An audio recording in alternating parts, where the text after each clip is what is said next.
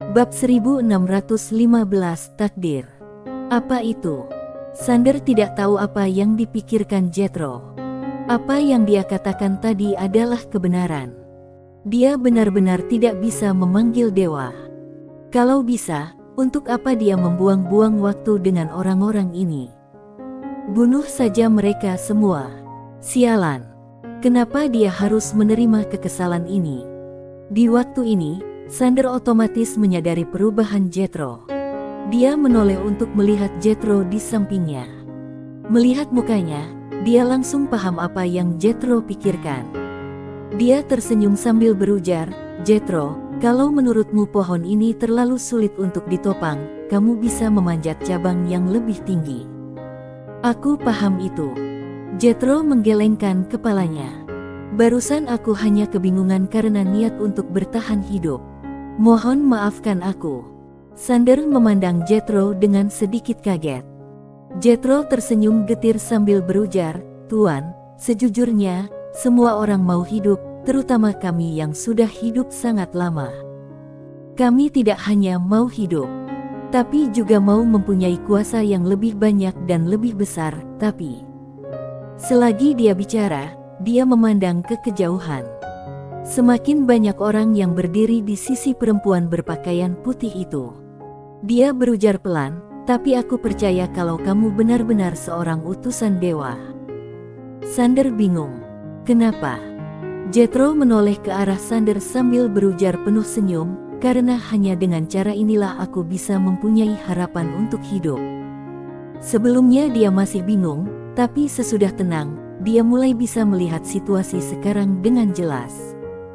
Haruskah dia membunuh Sander lebih dulu? Dia tidak merasa dirinya bisa membunuh Sander. Lelaki ini tetap tenang saat menghadapi begitu banyak master keyakinan diri, dan ketenangan seperti itu sungguh langka. Walau laki-laki ini bukan utusan dewa, dia pasti dilatih oleh suatu kekuatan super. Kedua, walau bisa membunuh Sander, apa dia benar-benar masih bisa hidup? Mustahil. Dia sudah mengkhianati atasannya, yang tidak akan mempercayainya lagi. Walau mereka mengizinkannya hidup, itu hanya akan jadi siksaan memalukan, karena itu berarti karir politiknya sudah berakhir. Lebih jauh lagi, dia akan ditekan, diturunkan jabatannya, dan dirampas hak-haknya. Dalam pusaran politik, sekali kamu memihak, tidak ada jalan kembali. Satu-satunya hal yang bisa dia lakukan sekarang adalah mengikuti Sander sampai akhir. Entah itu sukses atau mati. Memikirkan hal ini, ketakutan dan kekhawatirannya sebelumnya menghilang. Dia menoleh ke arah sekelompok master di kejauhan dan tertawa. "Tuan, kamu tinggal kasih perintah, aku akan ikuti." Baginya sekarang ini, keraguan dan ketidaktegasan bisa jadi akan membawanya pada kehancuran. Karena dia sudah memulai ini, harus diselesaikan sampai tuntas. Hidup memang seperti ini, dan seringkali memang seperti ini, jangan pernah menyesali langkahmu. Tinggal lakukan saja. Melihat pihak lain tetap teguh pada pendiriannya, Sander tersenyum tipis. "Kita tunggu saja dulu. Tidak mungkin peradaban dewa sepenuhnya berada di pihak mereka." Ucapan ini mengandung makna yang dalam. Jethro melirik Sander, mengangguk, sambil berujar, "Oke." Sesudah itu, dia memandang ke kejauhan. Dalam ruang itu, makin banyak orang bermunculan di belakang perempuan berbaju putih itu. Pemikiran orang-orang ini sangat sederhana, melihat siapa yang lebih kuat antara Sander dan orang-orang di atas.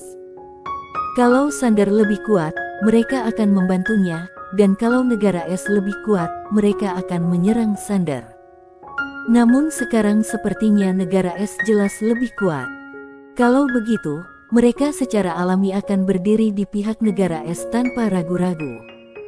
Tekanan terbalik. Itu adalah tindakan penjudi. Orang yang punya akal sehat tahu kalau melakukan sesuatu harus dengan keyakinan, jangan mengandalkan taruhan yang tak berdasar. Jethro di depannya jelas merupakan tipe orang yang tidak punya otak. Secara diam-diam, Harit, kepala kuil Goda Yun, dan Nachun, ketua kuil Goda Utara, juga turut menonton. Mereka juga mau melihat kekuatan Sander dan negara es sebelum membuat keputusan. Sampai sekarang, pihak Sander sudah hancur total. Seluruh kuil Goda Selatan langsung dijebloskan ke penjara Guto. Semua master mulai kehilangan kekuatan suci mereka. Tak akan butuh waktu lama sebelum seluruh kuil Dewa Selatan hancur. Sampai sekarang, kubu Sander sudah kalah total dan tidak ada peluang menang. Nachun memandang Sander tajam, dia tidak punya peluang menang. Harit menggelengkan kepalanya. Nachun menoleh ke arah Harit yang sedang memandang Sander di bawahnya. Dia sangat tenang. Nachun segera berujar, bisa saja pura-pura. Harit memandang Sander. Sepertinya dia tidak berpura-pura. Nachun agak kesal. Waktu hampir habis, katakan apa yang kamu mau. Harit mendadak bertanya, kalau Sander benar-benar berpura-pura menjadi utusan dewa, lalu apa tujuannya? Apa motifnya? Nachun mengernyit. Han berujar pelan, Nachun, ini tidak masuk akal, sama sekali tidak masuk akal. Ada sesuatu yang aneh, pedangnya, stempel suci miliknya, apa kamu melihatnya? Pedangnya bisa melawan dekrit suci, dan stempel suci miliknya benar-benar mempunyai aura dewa menurutku. Apa ada kemungkinan kalau dia benar-benar utusan dewa, dan dewa tidak muncul hanya untuk menguji berapa banyak orang di kuil Goda yang masih setia padanya? Nachun mengepalkan tangannya erat-erat. Harit lanjut bicara. Dari perspektif sekarang ini, memihak negara es tidak diragukan lagi merupakan keputusan terbaik, tapi apa kita benar-benar mau mengkhianati dewa? Nachun langsung membantah, bagaimana kalau dia bukan utusan dewa? Harit memandang Nachun. Aura dewa itu tidak mungkin palsu. Muka Nachun muram. Menurutmu aura dewa itu tidak palsu, tapi tidak ada cara untuk membuktikannya. Bagaimanapun, seperti yang kamu katakan tadi, walau dewa benar-benar mau melihat berapa banyak orang di galaksi Goda yang setia kepadanya, kenapa tidak muncul sendiri? Untuk apa repot-repot memanggil utusan dewa? Apalagi utusan dewa ini juga seorang penghujat. Harit berujar pelan, menurutku, dewa benar-benar sudah kembali, dan kemunculan pemuda di hadapan kita adalah peringatan darinya, dan juga kesempatan terakhir yang dia kasih ke kita. Nachun memandangnya dengan sinis.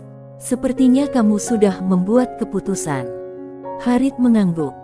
Dia tidak mau bertaruh, tapi seperti yang baru saja dia katakan, jauh di dalam hatinya dia percaya kalau lelaki di depannya adalah utusan dewa.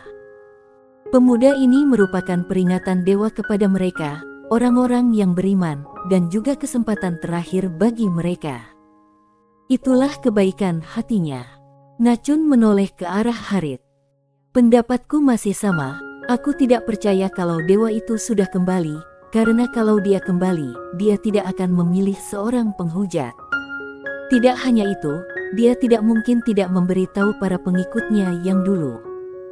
Dan, walau dia kembali, kurasa dia tidak bisa mengendalikan semuanya. Sekarang ku dengar alasan dia menghilang waktu itu karena dia terluka parah. Harit memandang Nachun. Aku tahu orang-orang di negara es juga punya pemikiran sama denganmu. Nachun perlahan menutup matanya dan mengepalkan tangannya.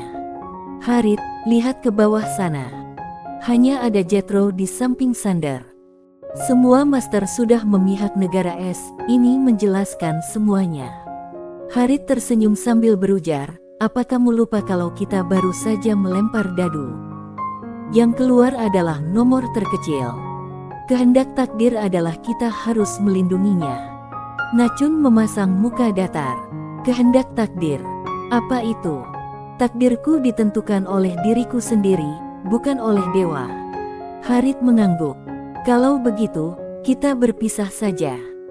Sambil berbicara, dia melangkah maju, lalu suaranya bergema, kuil Godayun sudah menerima perintah untuk datang membantu. Selesai berbicara, Harit memimpin ratusan master keluar, lalu tiba di depan Sander dengan tertib. Dia membungkuk dalam pada Sander sambil berujar, salam, Tuan Utusan. Di belakangnya, semua master juga memberi hormat. Salam, Tuan Utusan. Pernyataan mendadak Harit mengejutkan semua orang.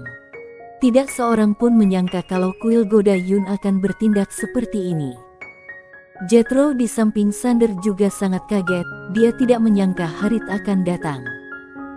Sander memandang Harit, sang pemimpin, sejenak sambil berujar, tidak perlu sungkan. Harit berdin dan memandang Sander. Melihat Sander di depannya, dia tersenyum tipis, lalu dia berjalan ke belakang Sander dengan para master di sampingnya. Di waktu ini, Nachun membawa sekelompok master dari kuil Goda Utara dan berdin di belakang perempuan berpakaian putih itu. Walau Harit sudah bergabung di pihak Sander, kekuatannya secara keseluruhan masih jauh kalah dibandingkan perempuan berpakaian putih itu. Hanya ada 4 master tingkat dewa di pihak Sander, 2 dari kuil Goda Yun dan 2 dari kuil Goda Selatan. Di sisi perempuan berpakaian putih, ada 8. Selain itu, ada lebih dari 100 tingkat dewa utama super, dan sebagian besar dari mereka memegang jabatan resmi. Tidak hanya itu, makin lama makin banyak master yang datang bergabung dengan perempuan berbaju putih itu. Ketika Harit dan anak buahnya bergabung dengan Sander, semua master di seluruh kuil Goda Yun menjadi sasaran dekrit suci. Kekuatan suci dalam tubuh mereka mulai terkuras sedikit demi sedikit, tapi mereka tidak bisa melawan sama sekali ketika menghadapi dekrit suci tersebut. Bertindak melawan angin. Melihat itu, para master yang mengikuti perempuan berbaju putih itu langsung mencibir. Tindakan Harit tidak diragukan lagi adalah mencari kematian. Di waktu ini, seorang lelaki tua keluar dari samping perempuan berpakaian putih itu. Dia menatapnya sambil berujar dengan hormat, "Mohon beri kami perintah untuk segera mengeksekusi penghujat yang berpura-pura menjadi utusan dewa ini." Orang-orang lainnya juga ikut menimpali. Perempuan berpakaian putih itu memandang Sander. Hanya dengan sekali pandang saja, ruang di mana Sander berada mulai runtuh. Hati-hati. Harit dan Jethro datang ke depan Sander di waktu yang sama. Di waktu yang sama, mereka memakai kekuatan mereka untuk melindungi Sander, tapi mereka sendiri secara langsung terpental karena kekuatan lawan. Bunuh mereka. Di waktu ini, lelaki tua itu mendadak maju.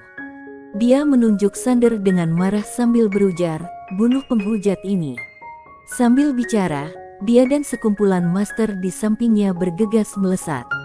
Di waktu ini, para master di kota juga bergegas keluar satu demi satu, mereka melindungi Sander sambil turun berturut-turut, tapi perbedaan kekuatan antara kedua belah pihak terlalu besar.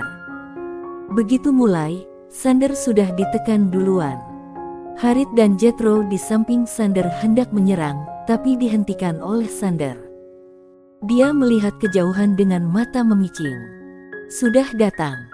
Begitu dia selesai berbicara, sebuah cahaya darah mendadak mengalir deras ke kerumunan termasuk perempuan berbaju putih itu. Sebelum para master negara es bisa bereaksi, puluhan kepala master tingkat dewa sudah melesat ke langit. Darah mengalir deras. Bersambung.